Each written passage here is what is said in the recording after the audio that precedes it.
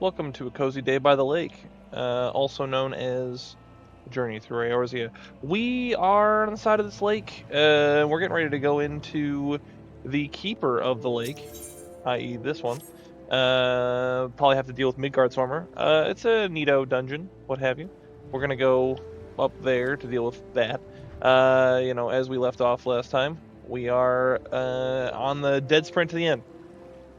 I looked at it, we have exactly 30 quests left at this point, so let's go ahead and let's get queued up for it, and then see what, oh, wait, no. I don't want to do it with NPCs. What NPCs were those? Hang on. Oh, Random Marauder, Conjurer, and Thaumaturge with an eye patch.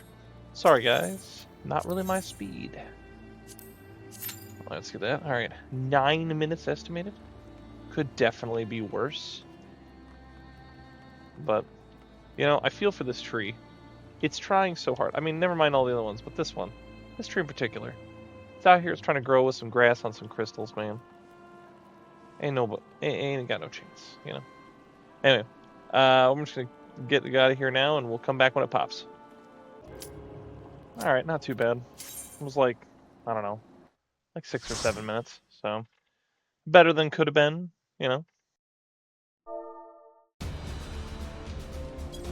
Let's go deal with Midgard's armor, shall we? And his dead corpse, what have you, just sitting there.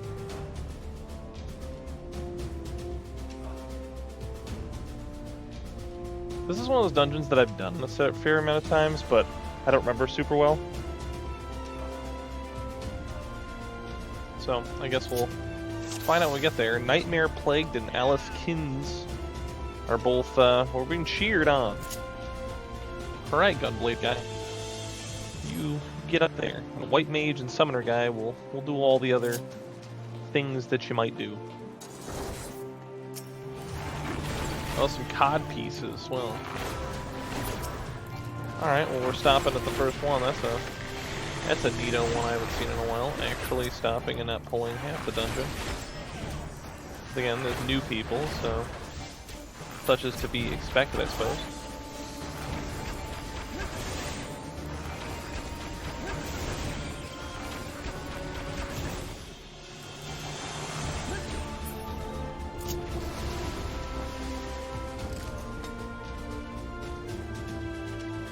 Yeah, I recall that Midgard Swarmer has, like, he kind of becomes a chill bro eventually, kind of, like, wants to help you out and stuff, but, like, initially he's, like, has to, like, test you or something.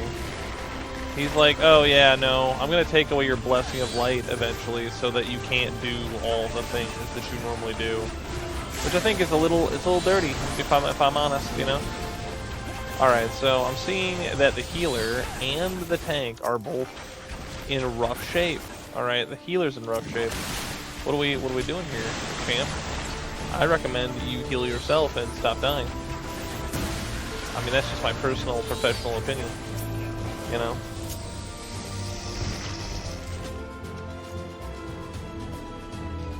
There's something charming about the simplicity of White Mage that I appreciate. My White Mage isn't very high level, it's only like 30s, I think, but that's neither here nor there, you know what I mean? It's just like, man, I'm just gonna heal you with, like, the brute strength of healing magic. That's what I'm gonna do. I know that I think Astro does a similar thing, but he uses fancy cards. I've always decided that if I ever decide to break down and actually play Astro, I'm gonna play it as an RP of just being Seto Kaiba from Yu-Gi-Oh! Every card in my entire deck is a card that is better. I mean, my entire thing, it'd be the only time I would take my hat off at this point. Would be I'd take the hat off to somehow have a setup that made me look like Seto Kaiba so that I could just... Oh, okay, so I'm going to tangent away from that for a minute. Seto Kaiba's cool, that's fine. This fight used to be way harder. Like, I remember, like, wiping on this fight several times. I think they actually changed it because it used to be that, like, the explosions would have to be way harder. I don't remember exactly how they changed this, but it used to be that the canisters that drop in this fight were very dangerous. People died all the time from this. Alright, so, yeah. I'm gonna... Okay, so we got those ones. I don't remember what we're supposed to do exactly. I'm gonna stay away from that one. Alright, those ones are gonna explode. I'm assuming they're gonna, yep, we're gonna charge those ones, which means we need to get over here. Don't stand next to that. Don't stand next to that. I tried to warn you. Nightshade Plague, what were you doing? I don't know, like, I understand, like, if you're really focused on what's going on, like, oh man, what's going on? What should we do right now? Like, I shouldn't talk too much because I am missing, like, all my dots in my songs, but, like, as far as missing, like, mechanics, like, hey, okay, some containers, they're super red, I bet they're bad, let's not stand next to them. So then we don't stand next to them, and then, like, you know, it's, like, clearly super obvious that it's gonna be bad, and that we need to stay away. Now, let's see, all they're there, I would wager that we need to stay over here, and not go over there, because that would be bad, right? Yeah, I would get out of that. I would definitely get out of that. There you go. I knew I could trust you in this one. But no, did they remove entirely the mechanic where you shoot? You used to have to shoot the containers to move them away from you. Was that? It seems like anything where you have to interact with the environment like that, they just either removed or toned way down. Because I don't see a lot of that. Like, it seems like it's just like juking them all the time. Okay, so he's gonna hit those two. Yep, we're doing it again. So stand here, right? And then he's gonna. Yep, they changed this entirely. Okay, and then he's gonna blow those up. Get ready to run. And then go. Yep. No, don't stand next to them. Don't stand next to them, kids. Kids, run. Somehow, I have no idea how that guy got there. I'm gonna do a backflip for him. There you go. No, just. Yeah, you used to have to, like, shoot these containers and push them away. And if you didn't, well, then you were going to have a bad time, you know? I also remember there being, like, a big ship that would come in and, like, burn half the arena. Is that not a thing anymore? Am I thinking of a different fight? But I'm pretty sure, like, you'd fight him and then all of a sudden, like, this big ship came in and, like, torched half the arena, set it on fire or whatever.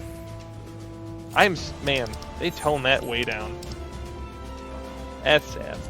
Not like the most sad, but definitely like sad.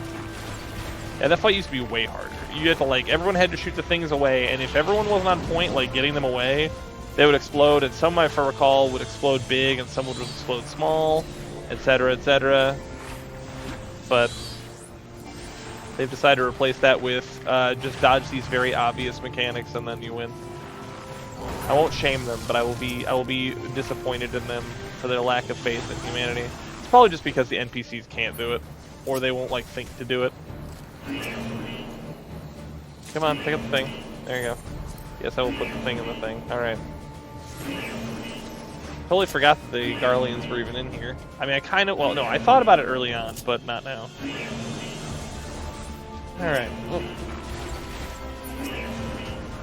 Anyway, finishing my thought off, yeah, so if I ever played Astrologian, I would definitely go all in on, like, theming for Seto Kaiba. I would just tell everyone that they're third-rate duelists with fourth-rate decks. The thing that's funny is, I don't even play Yu-Gi-Oh!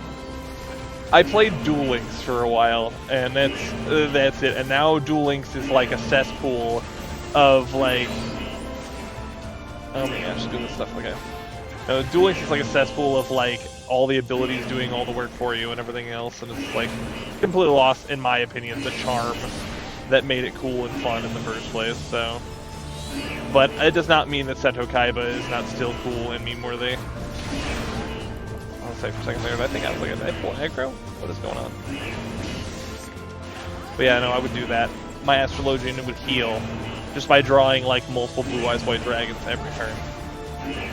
Except it would just be all the time. Like, I would almost make macros for that. Like, I don't care about macros. I'd play this in the most vanilla way ever. I don't have any mods or interesting stuff on here. I just play it very bare bones. But I would make a macro just talking about like if I had to revive someone, I think that's when I would tell them like I'd probably get banned for like griefing or something. Like I res somebody and I go, you're a third-rate duelist with a fourth-rate deck, and then just, like, revive them. That would be the pinnacle to me of Astrologian gameplay. But I'd almost have to, like, make a new character for that. I don't know.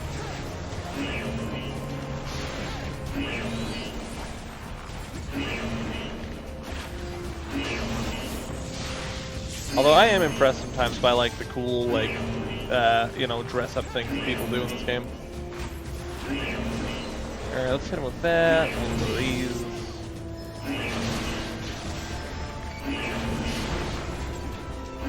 Can't believe him attacking me with that. That's amazing.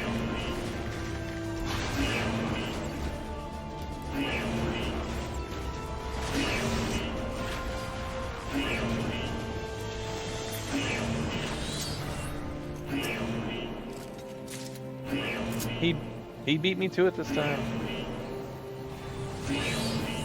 I'm pretty sure we could jump the fence if we really had to. But, you know, get the key if we have to, I guess.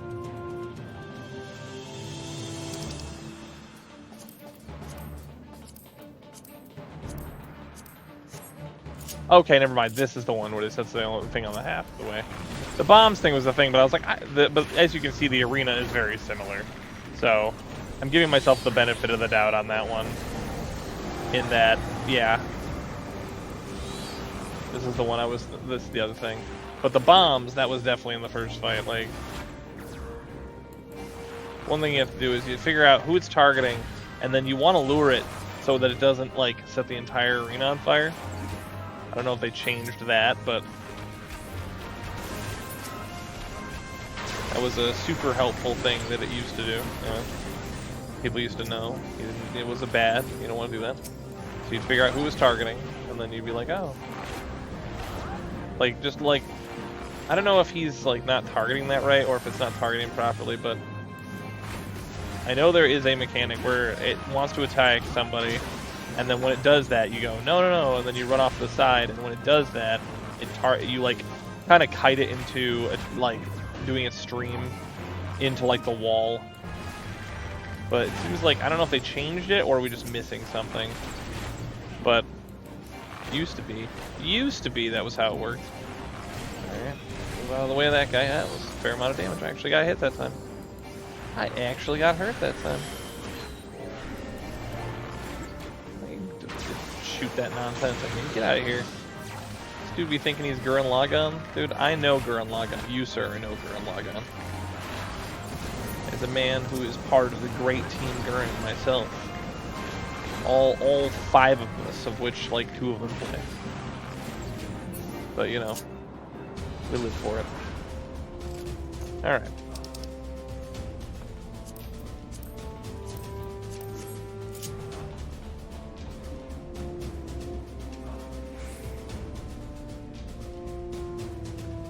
I always remember this part because you're just constant bombardment the whole time.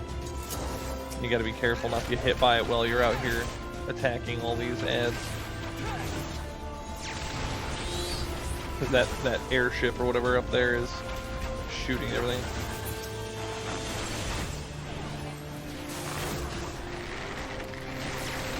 I don't know if I should feel bad for the tank or the healer. Like, who is not healing somebody? Is he not, like, you know, healing enough? Or is the other guy just, like, dropping the ball?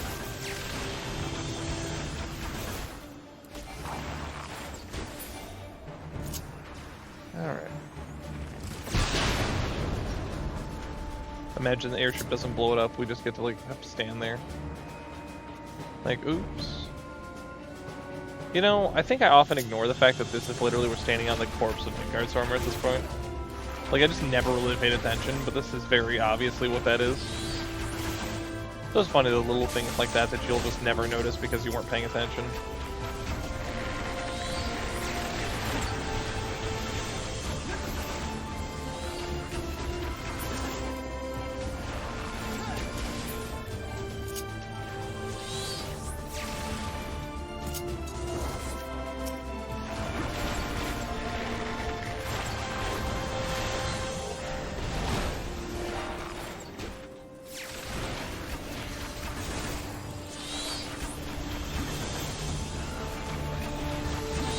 One thing I definitely know they changed is at the end, the fight used to be harder. You had to, like, activate a thing, and certainly it seemed like they took anything where you have to activate, like, a thing, they took it out so you don't have to do that anymore. Like, now it's just like, oh yeah, just stand there, attack a thing, and then if you attack it, you're good.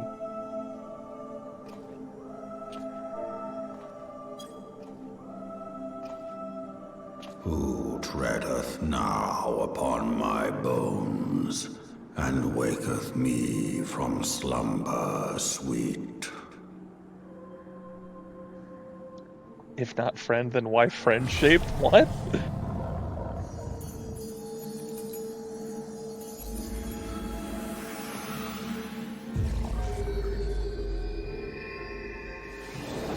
Thou hast forgotten the face of thy lord.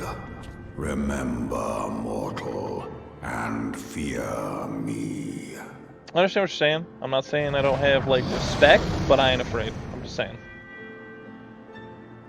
I guess I'm the last one. Yep, I didn't go up there. Old Grandpa Mitty, why can't you just believe I'm the hero? I have no idea what's going on right now. These people are on drugs.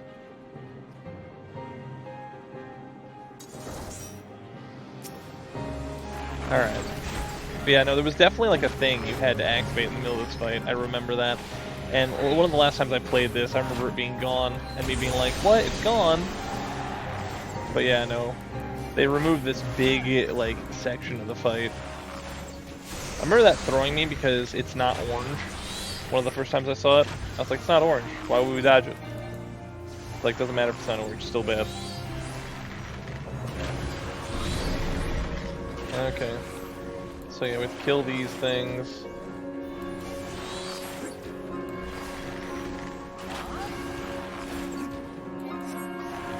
Oh wait, that's right, you gotta dodge him. Never mind. I know at one point you have to dodge. He's standing right in the middle of that. That's a bad place to be, my guy. I wouldn't be there if I was you. What do I know though, right? Just a simple caveman archer. Huh? He's disgusted.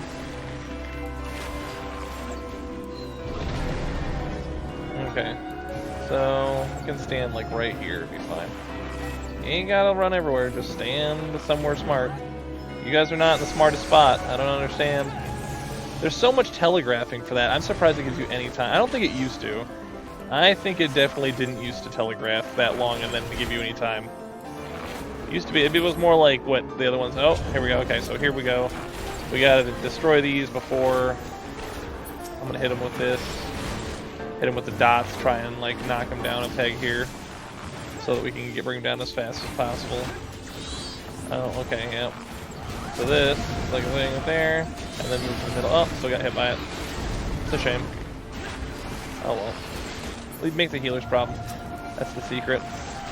When in doubt, just blame the healer. Alright, so far so good.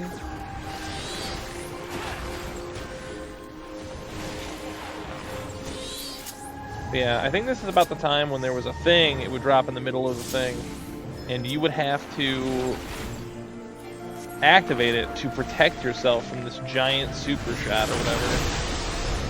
It was somewhere in there anyway, but there was definitely a thing there, right? It was like, oh yeah, there it is, and then you'd activate it.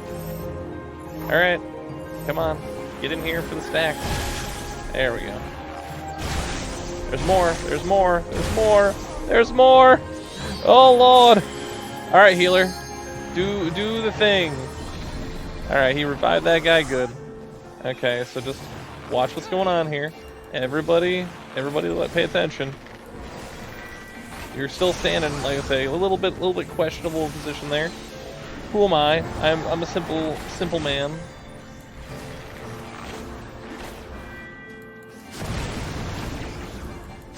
I made it that time, alright.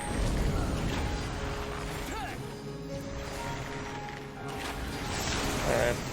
Yeah, I kind of miss the activating mechanics they put in dungeons, but apparently the NPCs are too dumb to do it, or to just tell you to do it. Or you're too dumb to, or you know, people are too dumb to like pay attention to the fact that that's the case. I've got to take the damage with them vulnerability stacks on. No matter. I got another one there, and there, okay, so right here's fine. Right here's fine.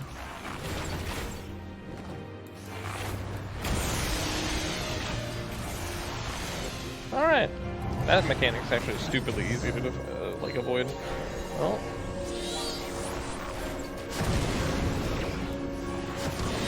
Like right now. You should move right now. There you go. You moved too late. Oh man. Did he just drop the thing? He did. He dropped the thing so he wouldn't die. Wow. Alright, we're stacking again. Come on, kids. We're stacking again. I mean, we could probably LB him at this point. I mean, I know it's not going to kill him, but...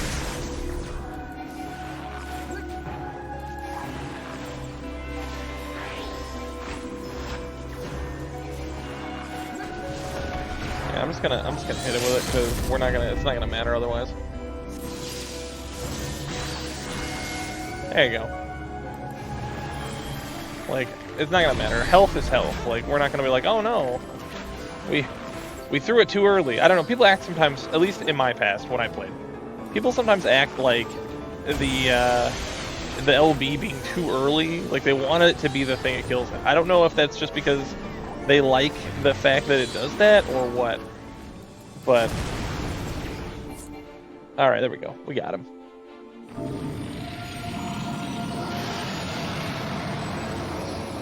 See, he talked a big game. He talked a big game, and then we whooped him anyway.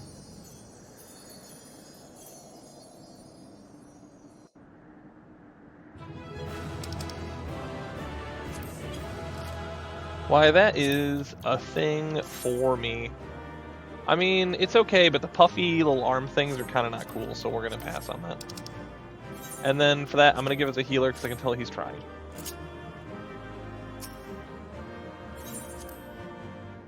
I got 2 player commendations. There you go. Everyone knows what's up. By her gifts hast thou earned a moment's reprieve. Look, I know that Heidelin is giving me the hookup for sure, but you can't be sitting there saying everything I've achieved is all you, man. What? You're saying, basically saying I've got no talent. That's a little hindering. I'm just gonna say.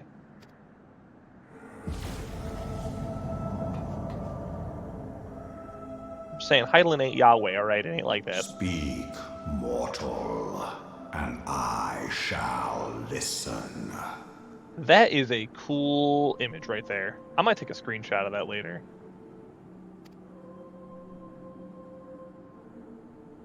Guided by a star.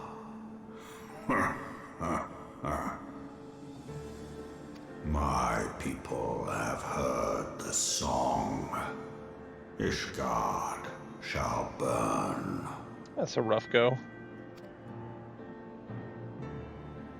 Sons must answer for their father's misdeeds. We do not forget.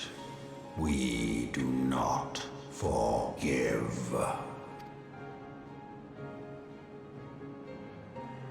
Ain't even like that. 7 children did I sire.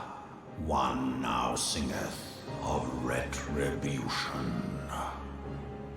I rise to join in the chorus. Thou art powerless to silence us, mortal. Yet thou shalt not live to labor in vain. Thy reprieve is at an end. Oh, is this when he's gonna strip it out? Trickery is thy shield. This frail, ignoble creature is not gifted, but chosen. Hearken to me, Hydaelyn. I remember, and I consent.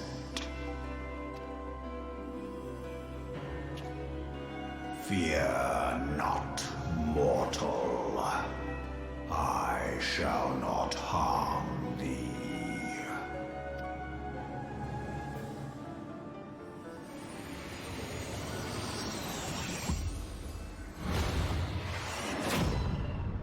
Oof. This is the part where is this where it starts out, where he strips me of my power for a while?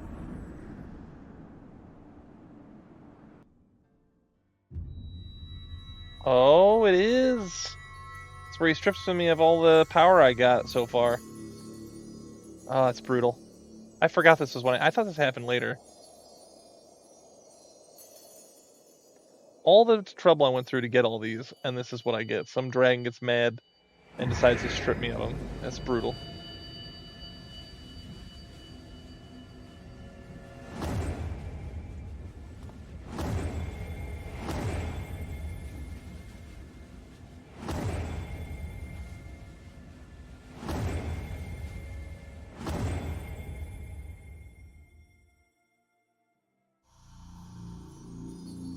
I do wonder at that point, though, how then, if I'm stripped of my power, is like the only one they didn't strip me of my resistance to the influences of primals and their ability to, what is it? It's like tainted. I can't think what it's called. Temper. It's like the only thing. I'm just like the only thing I'm immune to still.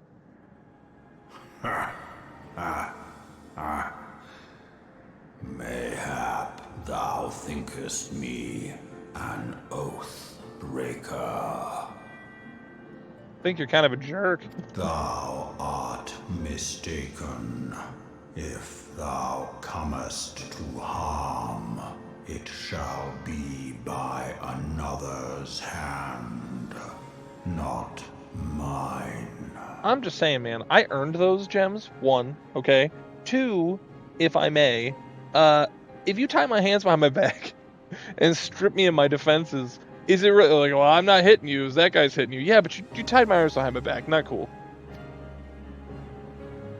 I did but strip thee of thy mistress's feeble blessing. Yeah, it's kind of dirty, but alright. Thou didst profit much by her grace, but no more. Maybe that's like part of what this is. It's like trying to show, because I do a lot of stuff between now and when I get my power stuff back.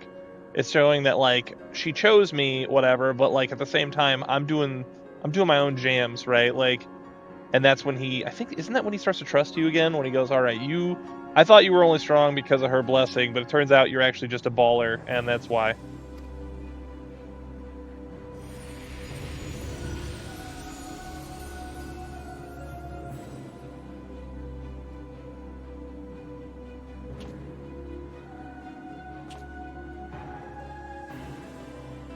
The covenant binds me to thee. I shall watch, listen, and wait.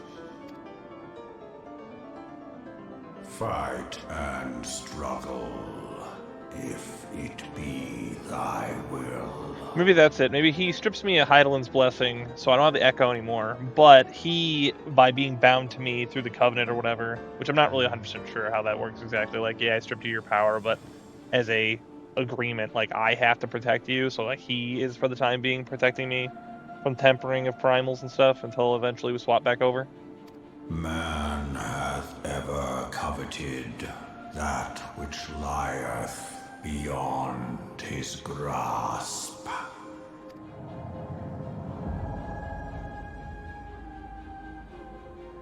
I drink of her body, and thence doth mine own find new life.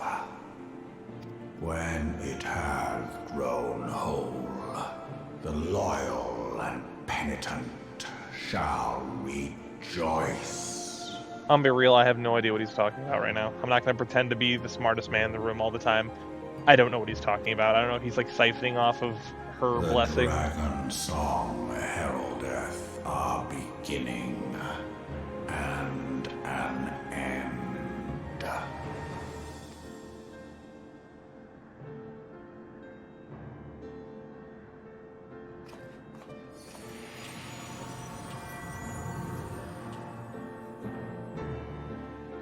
Well, that poses a problem to a degree, but okay. You may summon Midgard somewhere by selecting corresponding minion guide. Okay. So if I want him to follow me, I can do that. Speak with the Doman Watch. Okay. I was beginning to fear the worst. Were those explosions I saw? Ah, but you shouldn't waste time talking with me. Alphino left a message stating that you were to return to the Rising Stones at once. Oh man, I can't wait to have this conversation. Hey, you know that thing that's been really helping us out with the whole, like, protecting me from certain things and everything?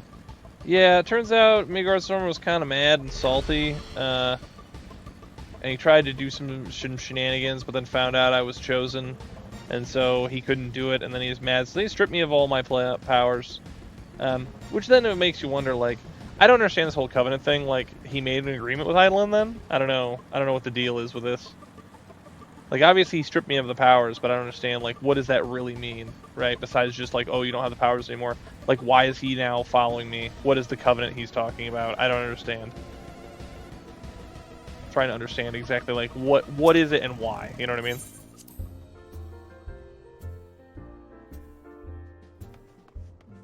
Hey, it's Lucia.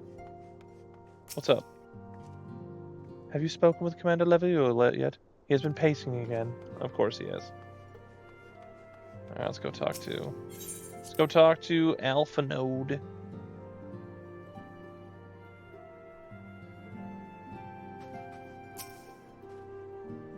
Praise the 12 that you were have and whole.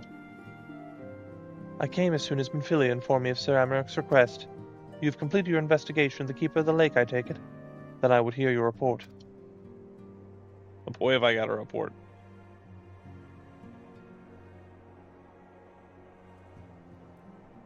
You converse with Midgardstormer? I swear, were anyone else to make such a claim, I would regard it with considerable skepticism. Are we to understand that the Worm Lord did not perish and hath lain dormant these past 15 years? Less a resurrection and more a rejuvenation, for which he who dwelleth in eternity years passing as moments. Though his words were ambiguous at times, one statement left little room for interpretation. My people have heard the song, Ishgard shall burn. Clearly an attack is imminent. We must share this information with Sir Amaric immediately. However, we dare not divulge your conversation with Midgardstormer in its entirety. To even acknowledge that you heard the voice of a Dravanian is a grave but necessary risk. Lest we forget, men have been executed as heretics for declaring as much. For your own protection and for the sake of the tenuous relations with Ishgard, the truth cannot leave this room.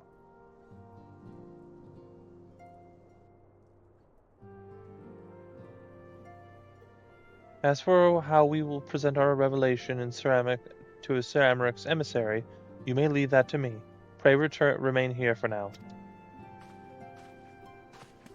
Alright, Short King. Go ahead and you figure that out. Is there something you're not telling us, Tiberius? Alright, I had a sudden cat issue just then, and so we'll resume where we're at. I'm pretty sure I already read this line, but we'll read it again, just so we can have some continuity, so sorry about that. Is there something you're not telling us, Tiberius? You seem different somehow. 'Tis almost as if you're missing something important. Oh, no big deal. He just, stripped of the Blessing of Light, 12 Forfen, Midgardstormer stripped you of the Blessing of Light? Are you alright? How do you feel? I'm not dead. I'm just like I was before.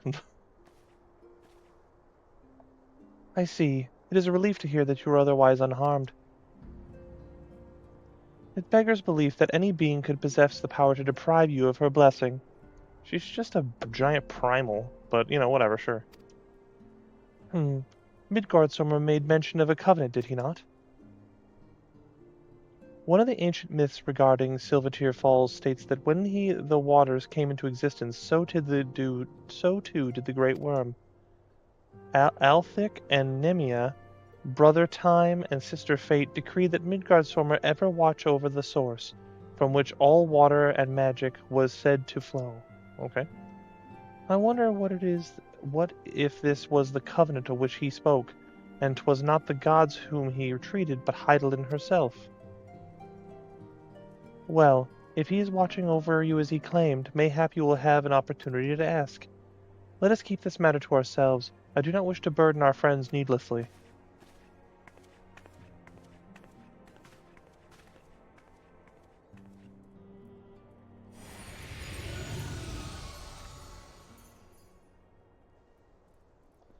Art thou a pawn, or master of thy fate? What hast thou wrought by thine own hands, mortal? Oh, plenty. You just don't believe me. You want to see me scrap and prove that I'm actually pretty good? I'll show you. I've been here and back more than Bilbo Baggins, I'll tell you what.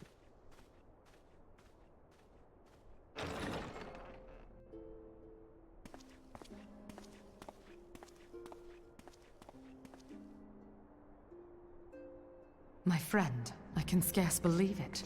You confronted the Worm Lord and lived to tell the tale. I did, in fact, do that.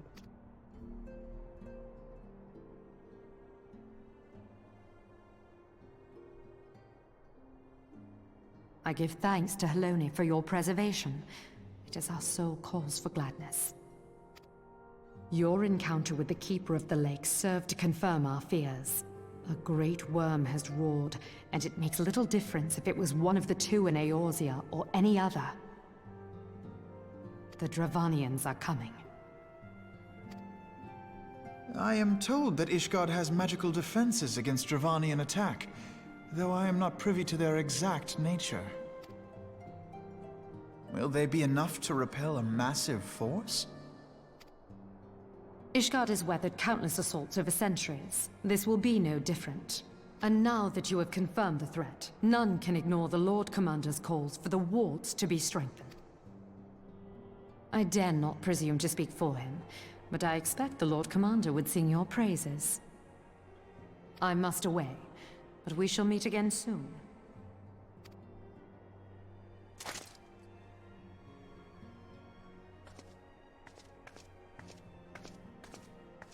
Man, Ishgardian Knights are cool. They ain't wearing none of that fabric. They're wearing full-on metal. Because they're so metal. Countless assaults weathered, and this will be no different?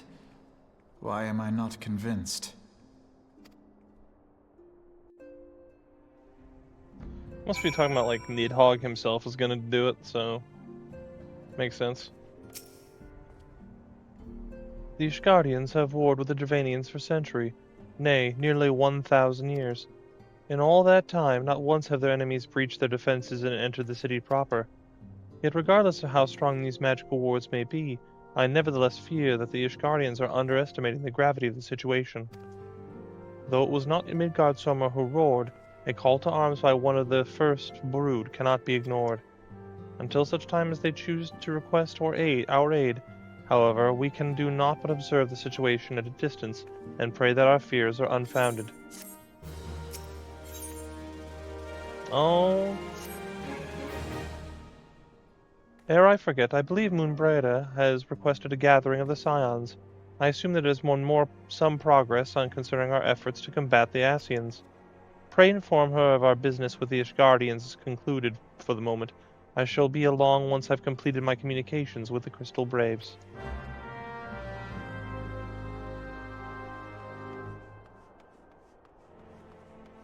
Oh, we're just doing it over here? Okay. Alright, let's see what we got. All done with your talk of dragons? Wonderful, because Ascians are next on the menu. Let's head into the solar, shall we? I do wonder why they call it that. Just curious, like why? Why they do that? What's Papalymo talking about? I know, what's the Stoll talking about? I keep my senses trained for signs of Ascian activity, but there's little news to be had. Have their schemes reached some critical step? This silence is most disturbing. Man, I love that they just have dialogue like that. If I had the time, I would read all of it. But I don't. I don't have time for that.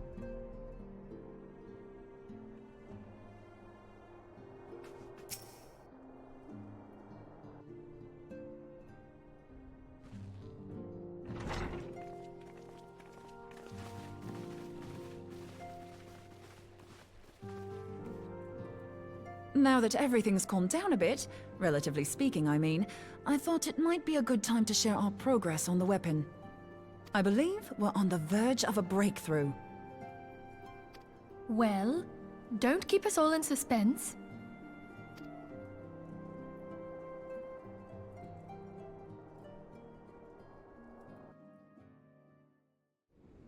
Just in case anyone's forgotten, let's start by reviewing what we already know. So, an Ascian is an immortal because its soul doesn't return to the ethereal realm when its host is defeated. Instead, it flees to the place that lies between our world and the void.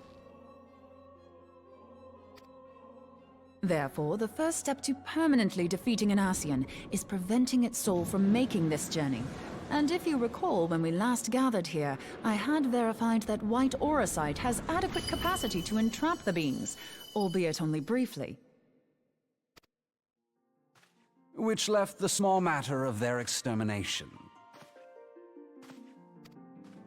Aye.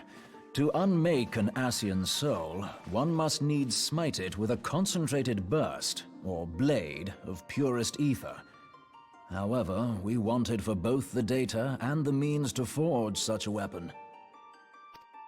Short of experimenting on an actual Ascian, you see, there's no way to gauge how much ether its soul is made of. As such, we don't know what etheric density our blade needs to have in order for it to work. So we'll just have to make the densest blade we can and hope for the best. Though that would require a lot of ether. Hang on a minute! Why didn't we think of this before? White Eorzea can hold an absolute heap of ether, can't it? I mean, didn't we already tackle this? Like, we were going to do that, and they're like, no, because it doesn't stay there long enough. And you'd have to dump it into the crystal and then immediately undump it, which completely ruins it. But she wasn't paying attention, so now we have to explain it again. Please tell me you're joking. God's sakes, Ida. I feel as though I'm reliving the same scene over and over with you. How many times do you need to be told that white Eorzea cannot store ether for long periods? Okay, I recant my statement because this was clearly for the audience in case they forgot, and Papaluna was going to clown on Ida yet again. Being intangible matter, ether is given to dispersion. Only in its crystallized form is it a stable source of energy. I will test you later on this, so see to it you do not forget. Right, yes. It's all coming back to me. So our hopes rest on good old crystals again, do they? While they are certainly reliable, they leave something to be desired in the area of portability. Indeed. I am reminded of the quantity of corrupted crystals required to thwart Leviathan, and the extraordinary lengths to which the Lamentsons went to transport them. What if it should prove that a similar quantity was needed to destroy an Ascian's soul? Or still more? I do not envy the poor sod who has to lug all of that around, on the off chance that an Ascian appears. That's the very problem we set out to solve. And I reckon we've found the answer.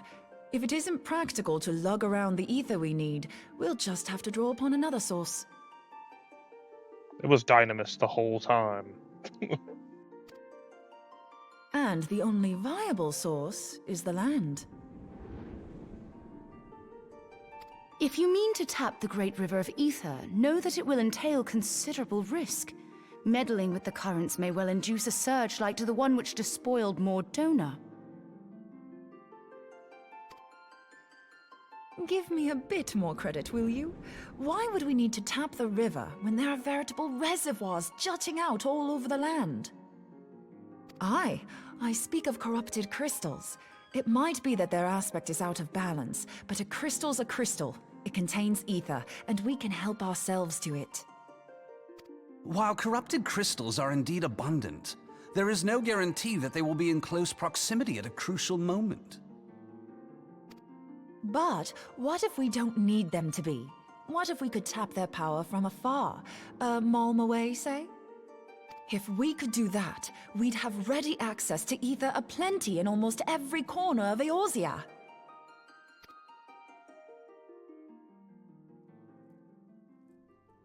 I've yet to put my theories to the proof, but I've got a good feeling about this. If no one has any objections, I'd like to see where this avenue leads. If you think it worth your while, you have my blessing. But tell us, what are your theories? I, for one, am most eager to understand the process, however vaguely. I'm kind of thinking of that time. This is all like post-Endwalker, You were putting these things, you were trying to channel the light ether from that big wall of light ether on the first and channel it all the way back so that we could use it on the 13th or whatever.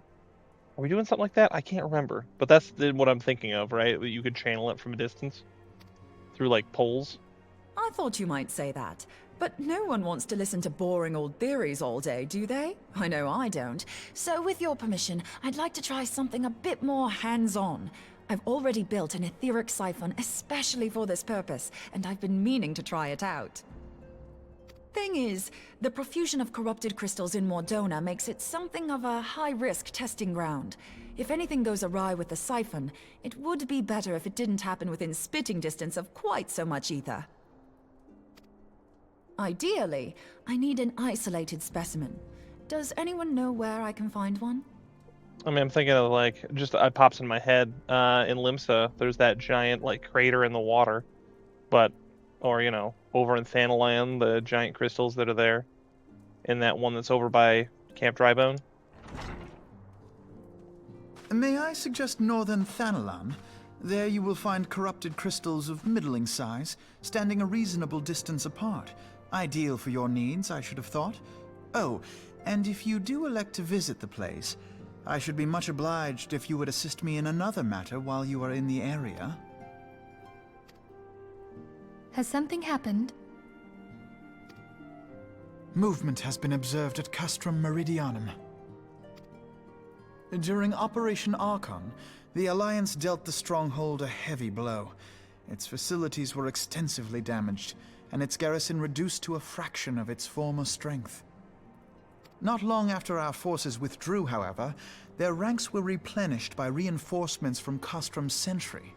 They now seek to rebuild, and to this end they have their sights set upon the ceruleum processing plant.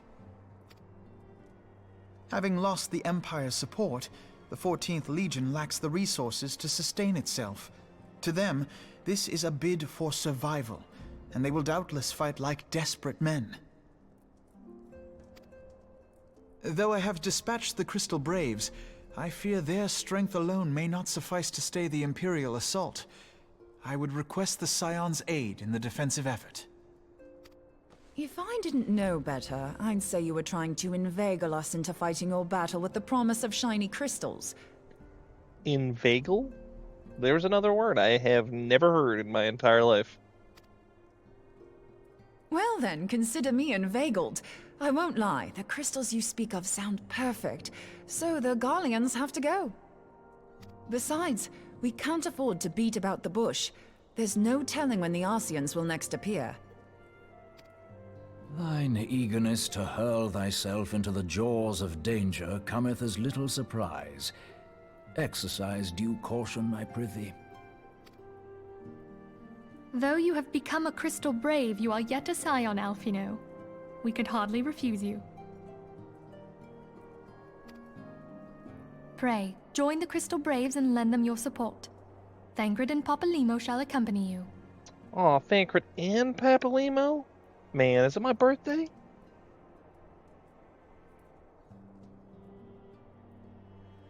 Ida and Y'shtola, in the meantime I would have you assist Moonbreeder.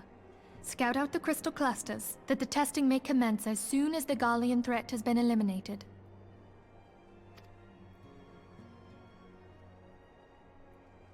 If it please you, I shall continue mine own experiments on white Eorzea. Thank you, Eorzea. Everyone, pray see to your preparations and depart as soon as you are able. Go well, and be safe.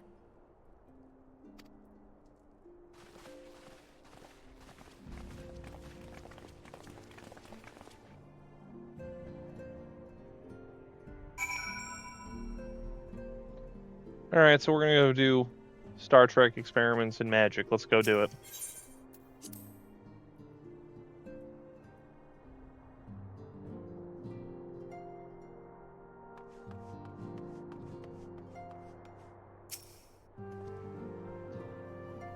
Would seem the events have once more conspired to rob us of rest and recuperation. Though I would wish it otherwise, I must ask that you head straight away to the processing plant. The 4th have already deployed to the area and await the arrival of the Scions. Wilred will brief you on the developing situation.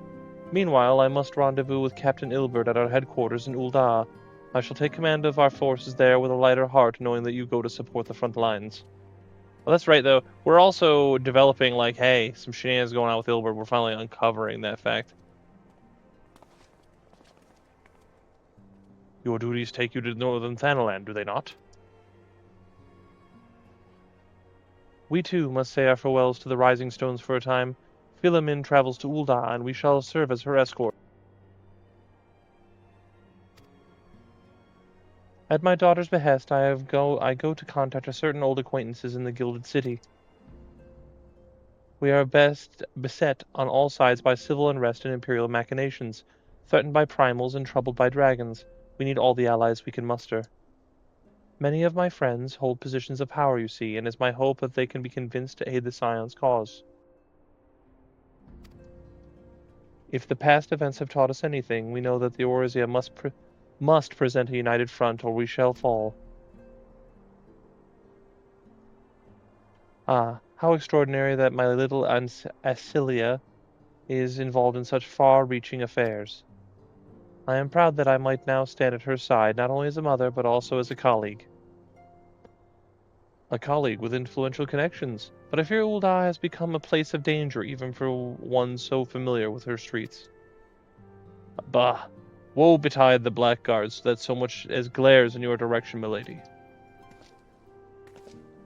Ori Boulder knows what's up.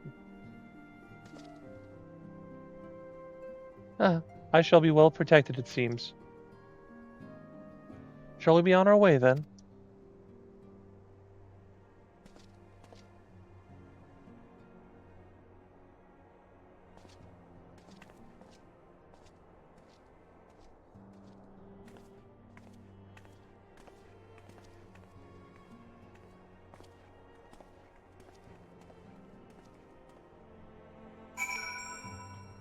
So, I have a cat that has a cone on behind me, and she's decided she wants to scratch the cone, like, 3 feet from my head, and I really don't want that in the playback for this, but she's not cooperating. I feel for her, I get that she itches, but,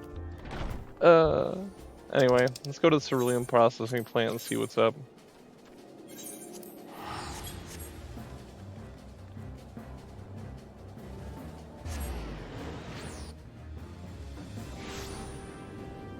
Rena Ymir. What are you about, Rena Ymir? Level 57 warrior. Okay.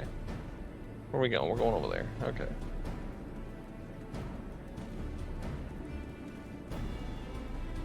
I can't remember which one Wilred is. Is Wilred the blonde guy?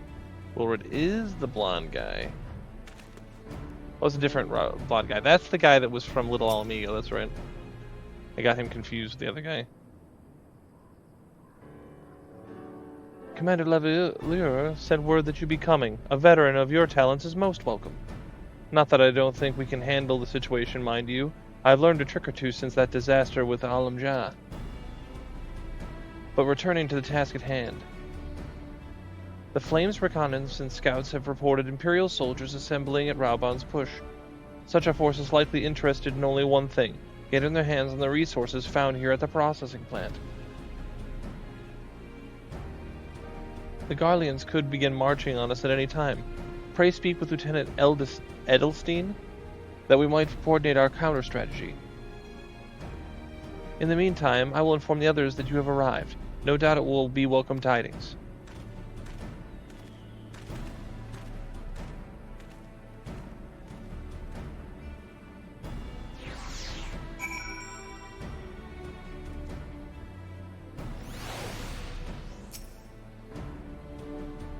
Captain Fox, my soldiers yet tell tales of your deeds during Operation Archon. Would that we could sit a while and reminisce about old times, but I fear more pressing matters require our attention. The civilian drowsmen, you see, have come across several highly suspicious crates within the boundaries of the processing plant. I had my sappers take a closer look, and our worst fears were confirmed. These boxes contain powerful explosive devices. Devices of Imperial design, no less. By my order, the Flame Station here are conducting a thorough sweep of the compound as we speak. Though it troubles me that we were unable to apprehend the Imperial spy behind this, I have faith that our men will be able to neutralize the threat for now. In the meantime, our scouts bring troubling news of the latest movements in the Imperial Army. I would once again ask for your aid. Sure. We've been keeping a close eye on the Garlean garrison, and 'twould seem the Imperials have finally begun to mobilize. According to the reconnaissance report that just came in, squads seen leaving the castrum are too few in number to effectively take and hold our position. They will likely mount a swift assault and focus on the acquisition of resources. I have, of course, also shared this report with the Crystal Braves. They've decided to take to the field to meet this assault head-on. I have apprised your fellow scions of the situation, and am heartened to know that they will be able to join in the effort. Pray report to Lieutenant Alian, and lend your much welcome strength to the counteroffensive. Yeah, no. Anyway, all I was going to say is that, like, I've had, like, numerous cat-resulting, distractions and what have you. Anytime I've hesitated on what I'm reading, most of the time it's because the cat's doing something like 3 feet from me. Something they probably shouldn't do. So I gotta do something about it all the time. Glad to have you with us, Tiberius. As I'm sure Lieutenant Edelstein has explained, the Garleans have deployed a small force from Castrum Meridanum. Their main column assembles to the north of Dalamid's Talons, but we've also spied several squads attempting to conceal themselves on approach to the west. It's that guy. They wish for you to rush forth and commit to battle in the main column, leaving the detachment force free to raid the plant and pillage supplies. Not much of a strategy, but these are desperate men. Captain Ilbert.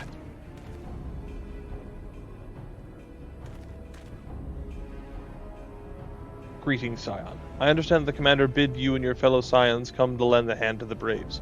With such mighty heroes at its disposal, the Fourth should have little trouble contending with aught the Garleans might throw at them. But even you cannot be everywhere at once.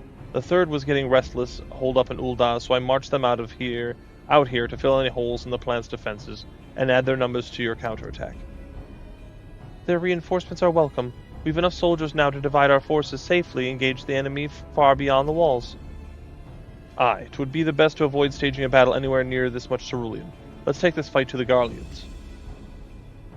A wise course indeed. I shudder to think of the consequences should any of these storage tanks be exposed to fire.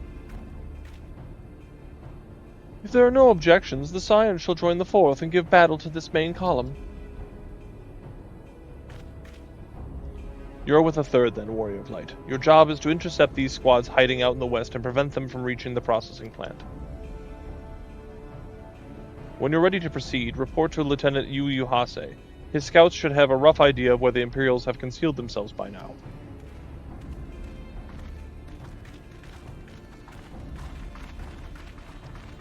Where is Eye Patch Guy? I want to talk to Eye Patch Guy again. Some shenaniganry coming around, and I want to talk to him, but yeah, he'll show up when he's gonna show up, I guess. Hey, Erkenrad. Long time no see, man.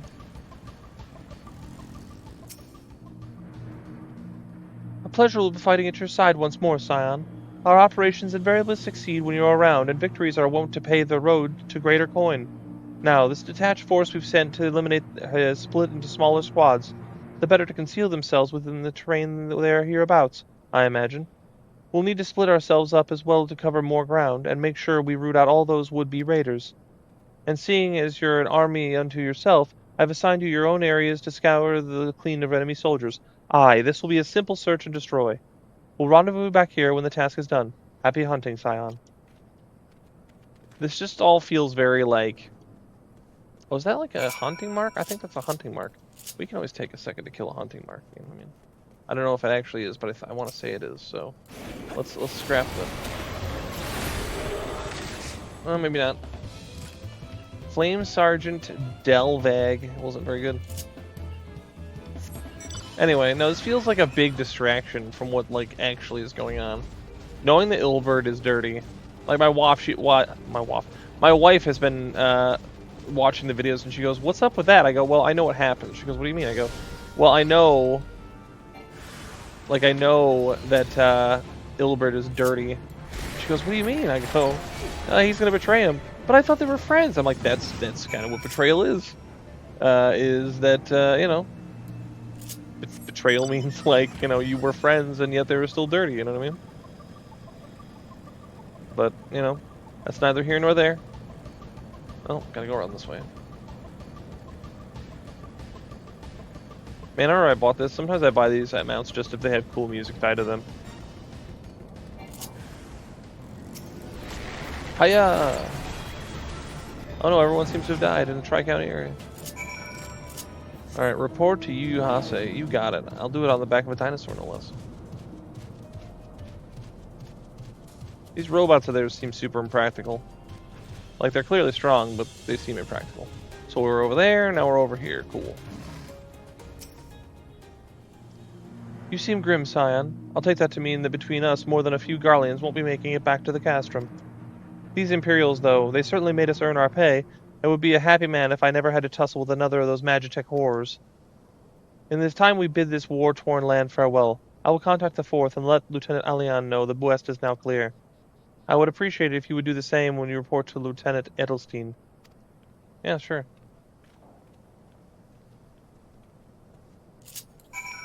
We can go tell the dude about it. We'll do it from the back of this big bird.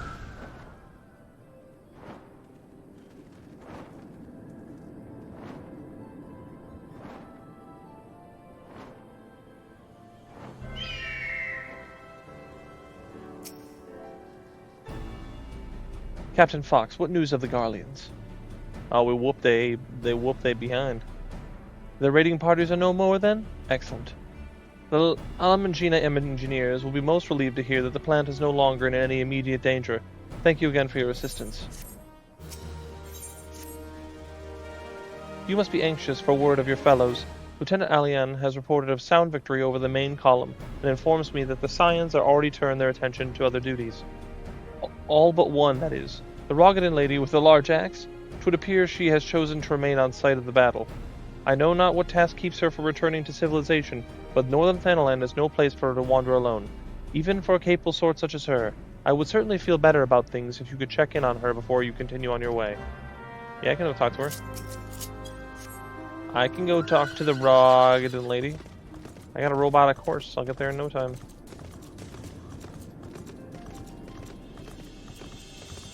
Oh wait, I'm going the wrong way. Oops. I thought it said northern Thanalan. I realize this is all northern Thanalan, but I thought like northern of this area. But alas, I was mistaken. So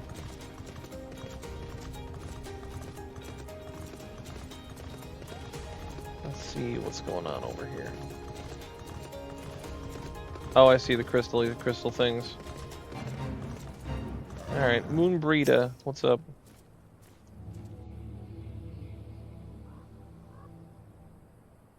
Hold on, I won't be a second.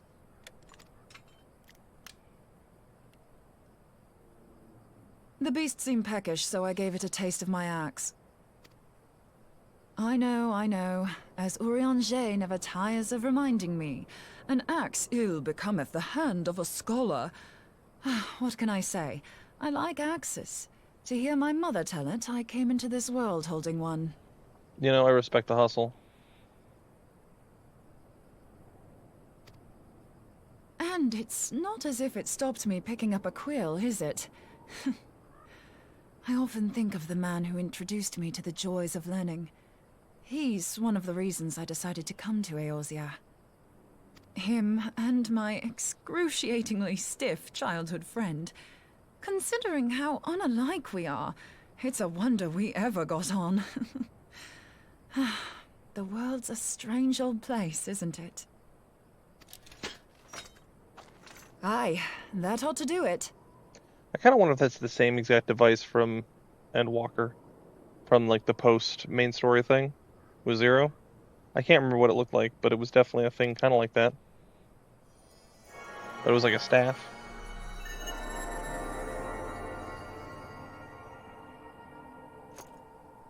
So far, so good. At these concentrations, it shouldn't matter too much if something goes awry. Just enough ether to make it interesting. Did you see that? The way the crystal glowed? The siphon works, I'm happy to say. With a few refinements, it should satisfy our appetite for ether. Which just leaves the small matter of forging our blade. I'm not sure how to go about it just yet, but I swear to find a way. I'll put a blade in your hands if it's the last thing I do. He senses me. A useful talent.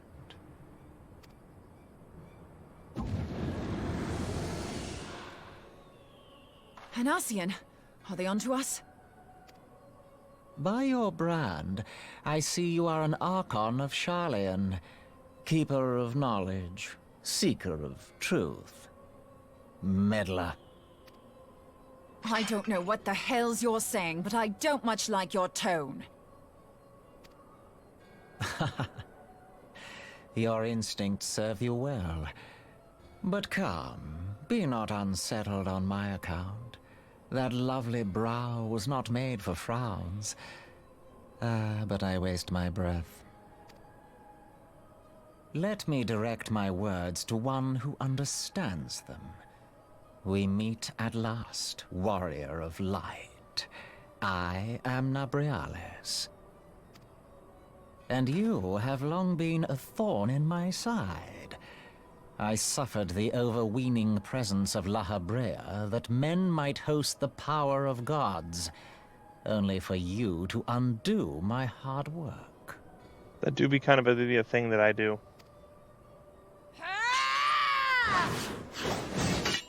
Oh, bugger. Do Not quite settle there. down. You must concede that I acted in self-defense. But what's this? I do not sense the blessing of light. Oh dear. Could it be that frail Hydaelyn has forgotten her champion? This I did not foresee. Shorn of light as you are no longer a threat. And better yet, the seal is broken. Now is the time to claim the staff. Oh, does he want the staff from Eorzea that's in the Rising Stones in the Soul? With it in my grasp, I shall rise above them all and take my place at Lord Zodiac's right hand.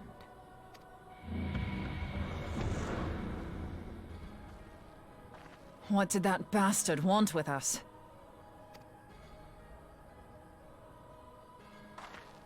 Nabriales, he calls himself. With charm like that, I'll bet he has maidens falling at his feet, unconscious.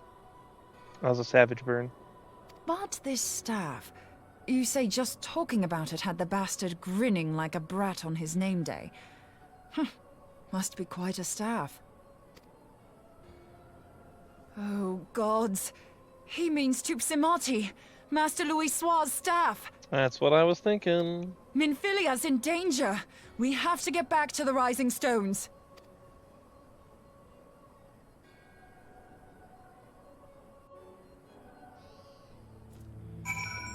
Alright, well, let's return to the Rising Stones, and I think at that point we're gonna call it for this episode, but there's been a lot of talking this episode. That's one thing. I see what they're trying to do. They're trying to, like, cap everything off, and so, you know, we got to get as much information in as we possibly can in the limited time we have, that sort of thing. So, it's fine. Just another one of those things. Oh, I wasn't expecting. I was gonna wait. Thought I'd have to go in the solar. All right, I guess we're gonna do it now. Master Eorzea's staff is kept in the solar, isn't it? Quickly now. I know I missed this thing, but I wasn't paying attention.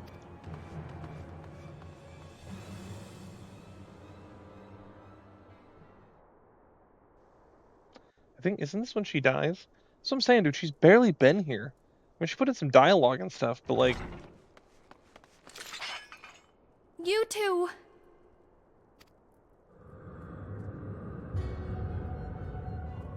So, you were able to divine my intent. What now, warrior of light? Ah, but that name is no longer fitting. You have become decidedly dull, and quite incapable of barring my entry. What do you mean? You truly do not know? Then I suppose it is only right that I enlighten you. The blessing of light kept you and your fellow meddlers safe. It was that which prevented my kind from entering your domain. My kind, I say, though it had no power over the likes of Elidibus and La Hebrea. Being of this world, they could come and go as they please, while I could only look on. But I need look no longer. Now that the seal is gone, I mean to act. Unlike the others, I am not given to waiting. I shall take that staff and bring about the next rejoining. Rejoining? Then it was your doing. The Isle of Val, the scholars, all of it.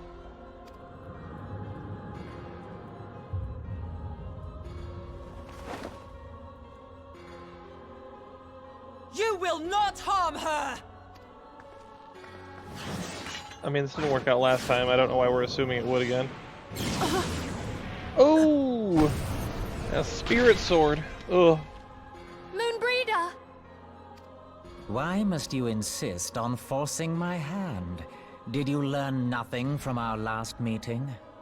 Ah, but I forget. My words fall upon deaf ears. I mean, he's not wrong about that. The staff is but a broken relic, a memorial to the departed. What possible use could you have for it?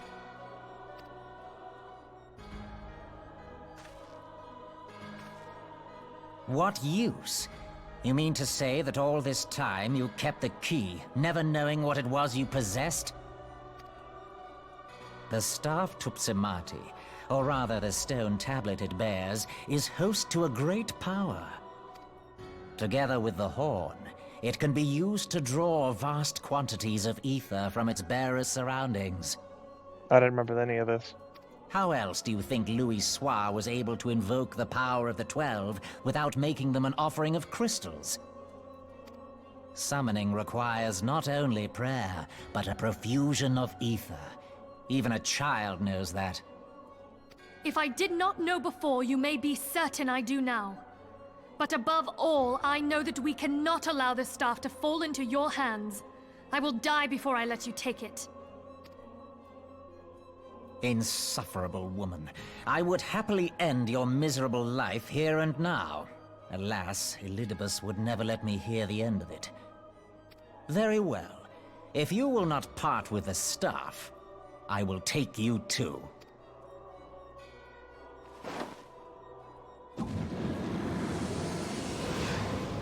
And there goes Moonfilia. I wonder, is this where she just disappears and like never really comes back after this? I don't remember her really coming back after this. Not until you see her again in like Shadowbringers. Maybe she does, but I don't remember.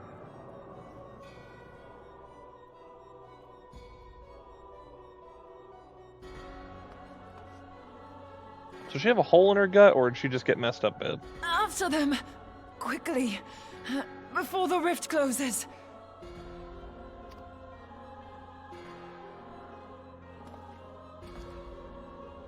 Jump, boy, jump.